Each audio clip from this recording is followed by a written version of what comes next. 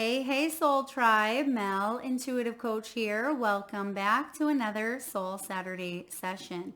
Today we are exploring how the universe speaks to us through signs, symbols, omens, and dreams. The language of the universe, if you will. So we are going to take a look at what are signs. Now, it may seem obvious, but sometimes we miss the signs.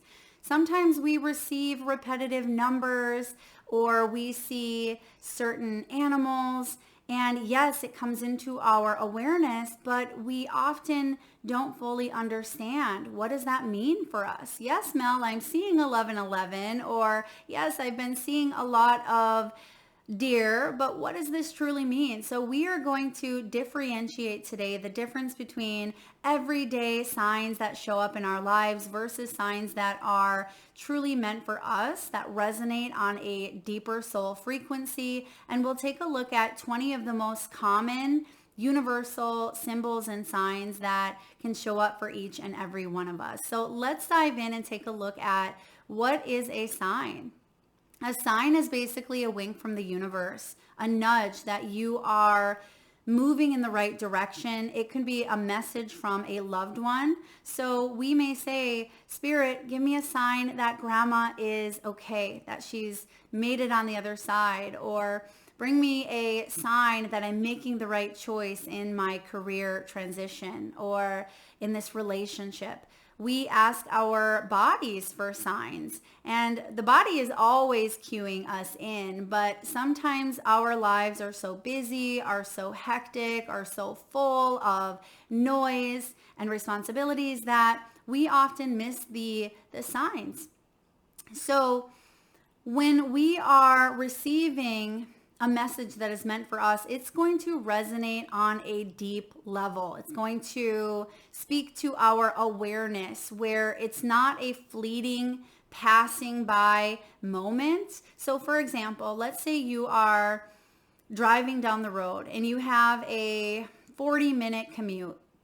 Now, you may be listening to a podcast or listening to the radio, just doing your thing, just driving. And sometimes we can kind of get in autopilot a little bit when we drive. And you may know that there's signs, like literal ones on the road, like stop signs and yield and do not exit, right? There's certain signs, and there's even billboards, and we can pass these billboards every single day, and we may look up, we may notice them, but they don't hold a lot of significance. They don't capture or hold our attention, but we may ask the universe, send me a sign that I'm meant to purchase this home.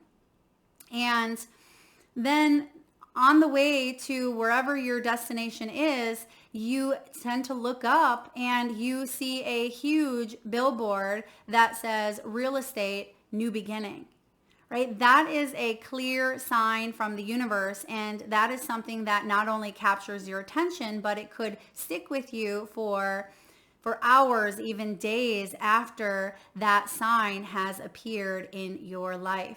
Now, what is a symbol? A symbol is a picture. It can be a pattern, an object that carries meaning, both personal and archetypal. And what is an omen? An omen is a sign that carries a sense of timing. So oftentimes we will see omens before big changes, before big transformations, and it can also be guiding you to pay attention. Something specific can bring in an omen. Now, here are 3 key truths. Spirit speaks our language first, our memories, our metaphors, our humor. Spirit speaks through our own lens. The same feather can mean comfort for one person, and for another, it can be a call to action, right? So everybody has a different lens, a different experience, but universal patterns exist as well. Archetypes appear across cultures like bridges or snakes, water, storms, birds, numbers, because they mirror the human experience. Now, discernment matters.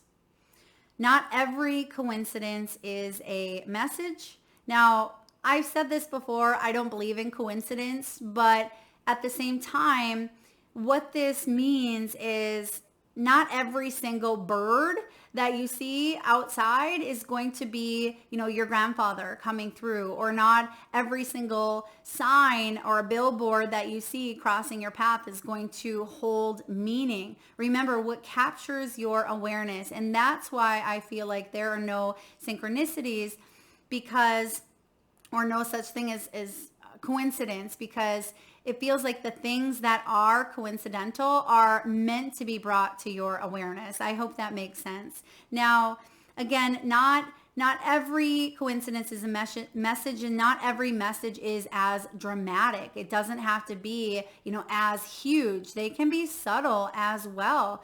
And we'll practice telling the difference here in a moment. So how do we look out for the signs? So there is an acronym here, RAISE. It's called RAISE, R-A-I-S-E. If you want to jot this down and take notes, feel free. You can use this 5-step RAISE method to invite, notice, and even interpret guidance. So we're going to start with the R, request. Number 1, request. Ask clearly if this move is aligned. Show me 3 feathers within the next 48 hours, right? Because it's specific and it's time bound. So ask and you shall receive. Now the A is for alignment, or some people have even used attunement. Slow down enough to notice. That's what I meant earlier by life becoming so hectic sometimes, or so busy. We have to slow down our body, slow down our breathing even, and ask ourselves, how do we feel about this? Because so often, I know I am guilty of this, I get up in my head, or I'm constantly learning and thinking. I am double air sign in my top 3, so I'm definitely using the max capacity of my mind at all times. And I have to remember to slow down and drop into the body, because the body is one of our biggest tools. It really is. So how do we feel? And then take a look at the environment. What's repeating in our environment? What is perhaps oddly precise? What may be something that is showing up here that may be a little bit out of context, that's not normally the way that it is? So for example, a scent. Maybe we're smelling tobacco smoke in our homes, but nobody smokes tobacco, right? So pay attention to those cues. And next, interpret. The I stands for interpret. Start with your personal meaning first, and then feel free to layer it in universal symbolism, but keep it simple. Keep it simple. We don't have to let that mind go down the rabbit hole and try to figure it out. We don't want it to cause more stress than we started out. And the S stands for sync. Check. Look for relevance. Does it connect to your current question? Repetition. Does it echo maybe 2 to 3 different ways? I like to think of this as even the spiritual algorithm. When you're thinking about something and then you're seeing it all over your news feed, or you've had a conversation. I understand that, yes, cell phones can pick up on our talks, but isn't it crazy that we didn't even say it out loud and it's showing up all over our phones, or it's showing up, on billboards, or we overhear a conversation at the grocery store where someone is talking about a class that they just took, and you're like, man, I've been thinking about taking this class, and then you see 5 of those classes online. So yeah, if it's showing up repetitively for you, pay attention. And of course, does it feel right inside? Is there a calm click inside, a calm resonance rather than panic, right? Panic isn't a sign. Panic is fear. Now, E is engage. Thank the sign. Take the next tiny step that it suggests, and keep a sign and dream journal to strengthen the conversation, because many times These signs can come up for you sometimes, whether you've asked for them or they come up out of the blue to bring you a certain message. If you jot it down, because I don't know about you guys, I jot down everything, especially my ideas and my inspirations, because so many come in. Sometimes I will lose them if I don't jot them down. And if you jot down some of the signs and symbols, you can always revisit it or look back and say, wow, that sign showed up when I was about to go through this change or this transition. And the more that you can hone in on this language, just like studying, right? Just like studying for any language that you're getting to know, Italian, French, whatever it may be, the more that you practice it, the better you will become. So here are 20 common signs and symbols, what they might mean, and what to do when you see them. So we're going to start, of course, with your meaning. So I want you, of course, to put your first intuitive meaning tied to it, and then add in the universal lenses to take that next action. First one, feathers. Now, some of these you have definitely heard of, right? Feathers are universal. They can represent protection. They can represent the presence of our guides, our ancestors, but they can also be messages to lighten up or to rise above a situation. Just like winged creatures are able to fly, you also have wings. Your soul has wings. And sometimes we get bogged down by the heaviness of our limitations or our fears. So when that feather shows up for you, it reminds you, for one, that you're not alone, right? Your ancestors, your guides are always present. And for two, where in life does it feel a bit heavy? Where can we lighten up a bit more? Where can I choose a lighter path? And coins. Now, coins are, such a symbol that shows up for everyone. Coins. You've heard pennies from heaven. Coins can, of course, represent a confirmation from a loved one, but oftentimes it's their dates and their denominations that can also hold some of the most significant. So, for example, a nickel. That is the number 5, which in numerology represents change. So you see a nickel and there could be change that is showing up for you. And now it helps to have a little bit of an understanding in numerology. And if you don't, then of course, look it up. Don't be afraid to look up what certain numbers mean.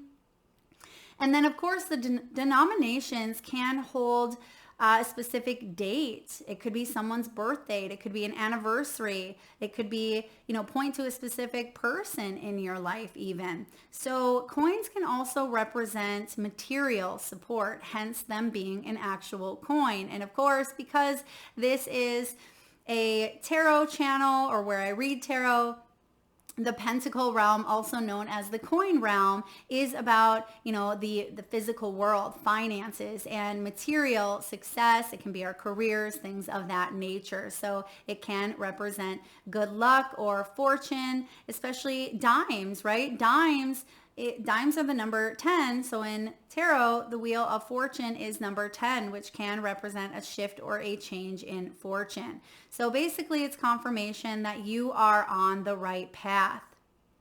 And the reminder is to say thank you and take one grounded step to work with money or to bring maybe even a new income source in, or to just, acknowledge that these signs are here. And then the numerology piece is so strong. So let me know, you guys, in the comment section below. I'm going to continue sharing some of these signs with you, but let me know what signs out of this list you see the most often, what they mean for you, and maybe some that are not on this list. Drop them below. I would love to hear them. Now, repeating numbers are one that I hear often, and I see often as well. 1111, 1234, 1, 2, 3, 4 on the clock, because these are like mirrors. These are grabbing our alignment, our attention, and each sequence, each number has a different flavor. That's again the numerology that we were speaking of with the coins. So for example, Twos, 222 can represent partnerships and choices, also a bit of duality, maybe even a little bit of indecisiveness. And fives, as I mentioned, can be change and even travel or divine detours. And the reminder is to pause and ask, also, what was I thinking, right? What was I thinking when this number came up? So for me personally, 11s not only represent new beginnings, which can be universal, right? The one energy in tarot, aces represent new beginnings. They are gifts, but I often think of it as a screenshot of what's going on in my own mind. So I tend to pay attention. What was I thinking at this time? Or when I do see 11:11 on the clock, I've done this forever now. I say every single positive word that I can think of that I want to bring into my life. And I say it for the entire duration that 11:11 is on the clock. I know that may sound a bit silly, but it's something I have done for as long as I can remember. We all have our quirks that we do when it comes to certain signs or symbols, but that is one that I love to do. And I even say them out loud, and I have my family get involved. Like, let's say all of the things that we would like to manifest. So pay attention to your thoughts. Now, songs on repeat. Lyrics in your head can represent emotional truth surfacing, and they can be, a certain message in the chorus or in the title. I get signs through songs a lot. If you have been watching my channel, you know that songs have come through. And even in my own personal life, there have been times where there have been songs that have played out, sometimes to the point where I'm like, oh my gosh, I need to get this out of my head. And it's not even a song that I had heard on the radio. So for example, years ago, I was staying in a relationship, in a situation that I knew I had outgrown, but sometimes we get in that Eight of Cups energy where we know that we want something deeper, more meaningful, but we have emotional attachments. And so the song I Can't Make You Love Me kept coming up in my head, and it came through most often when I was in the shower, because showers can be purifying. Showers can, really help me personally unwind. I imagine everything going down the drain, and it's comforting. And that song every time would show up in the shower. I'm like, okay, Spirit, I get it, right? I get what the message is telling me here. And even though we have those signs and those messages, it still can take some time to action it up or to back it up in our actual worlds, because we have to make those choices ourselves. Nobody can do that for us. So the reminder with songs or lyrics, it can also be a connection that you have with someone, whether they are living on planet Earth or they have crossed over. So write down the line and ask yourself, what decision is this nudging, or what is this telling me? What is this wanting to share with me? So if you get signs through songs, let me know what song. Drop it in the comment section below. Sometimes you may hear a song that could have shown up at someone's funeral. I know often when I'm tuning into loved ones, I will get a song that specifically had played, or it'll be a song that holds resonance, such as I think it's, oh goodness, How Do I Live Without You? Trisha Yearwood. I think Leanne Rimes also sings it. There can be Tears in Heaven is another one. So sometimes these are songs that, yes, many people can relate to, but you may have a specific pull. Maybe you had a song that you shared with someone as well. So another one is scents. Now, scents from nowhere. I'm talking smell, right? The nose, those types of scents, whether it's perfume, whether it is smoke, whether it's flowers. Oftentimes to me, that represents ancestral wisdom, ancestral memory. And that is a universal sign as well, where the memory of someone could be coming through that has crossed over. It can also be a reminder to cleanse or refresh your own space or energy, because sometimes we can pick up on energies that are not ours. And because I am highly empathic, I'm able to tune in. Sometimes I feel like I cross matrices, or I glimpse into these alternative universes, and I'm like, I do not recognize this, or this is not a scent that I'm familiar with, if it's tied to maybe a person. And it can be a reminder to cleanse our own energetic space, but also the physical reminder is, for one, remembering that you're not alone if you can make a connection with that scent, remembering that your loved ones are still very much present in your life. You may be called or guided to work with your ancestors. And then lastly, you may be guided to cleanse your energy field or even your physical space. Okay, that has to do with environment as well. Now, bridges are universal, right? They represent transitions and commitments to cross into the old to new. I see bridges and signs a lot, and even working with tarot, these symbols are so significant. It's not just about reading the tarot card of what the meaning is, but I love to sit with the images. I love to talk about the images that are showing up, because sometimes we miss those, and they can be some of the biggest cues, the biggest factors. So bridges are reminding us to name the one thing that you're leaving, and maybe one thing that you are choosing to step into, even like new beginnings. That death energy oftentimes can come up as a bridge, where you're not fully out of one situation, not fully into the next yet. Sometimes we can even be in that hanged man energy. So bridges can be transitions. And even, physically going over them. Now, some people even have a phobia, right? There's been some people that have been terrified to go over bridges, and that can also be connected to past life too. So the seventh one is rainbows. And you guys, if this does get a little bit too long, I might cut it in half like I did with the last one, make it a 2-part series here. Now, rainbows and even sun halos, those are blessings after the storm, right? That's when they show up after the rain, after the storm, and they represent reassurance that everything is going to be okay, that the light comes out eventually. And the reminder is to celebrate the wins, even the small ones.